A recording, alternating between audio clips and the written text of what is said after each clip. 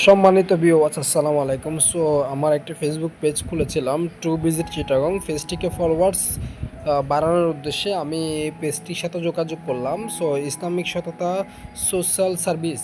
So মানুষটার সাথে কথা বলেই আমার একটু ভালো লাগলো। তো মানুষটা আমাকে আশ্বাস দিল, তিনি যেহেতু আল্লাহর কসম কাটতেছেন বারবার, তো ওনার সবগুলো মেসেজ আল্লাহর কসম বলি বলি মেসেজ করতেছিল।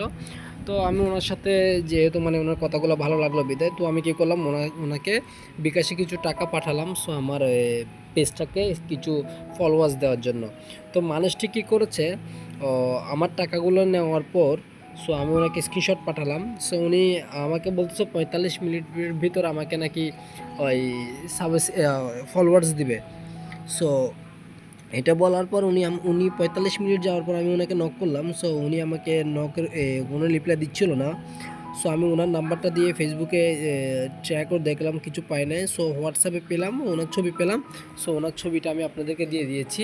সো দেখতে পাচ্ছেন, সো এটা হচ্ছে ওনার ছবি। সো ওই যে নাম্বারটা, যে নাম্বার আমি টাকা পাঠাচ্ছি, সো ও নাম্বারটাও দিয়ে দিলাম আপনাদেরকে। সো আপনারা দেখতে পাচ্ছেন। সো তারপর আমি একটা ভিডিও দিব। সো ভিডিওটা আপনারা একটু ভালো করে লক্ষ্য করবেন। সো ভিডিওটা ভালো করে লক্ষ্য করলে আপনারা অনেক কিছু বুঝতে পারবেন। সো এই নাম্বারটা দিলাম, এই নাম্বারটাতে আপনারা যোগাযোগ করতে পারেন। সো মানুষটাকে পুলিশে ধরিয়ে দিন। পুলিশে ধরিয়ে দিলে অনেক উপকারও হবে, অনেক ভাইদের টাকা বেঁচে যাবে। সো এরা হচ্ছে বাটপার মানুষ, এরা হচ্ছে চিটিং মানুষ, এদেরকে অবশ্যই পুলিশে ধরিয়ে দেওয়া উচিত আমি মনে করি। সো যে যার যার জায়গা থেকে সতর্ক থাকুন। তো কারো যদি পরিচিত কোনো পুলিশ থাকে তো অবশ্যই এর নামে জিডি করতে পারেন।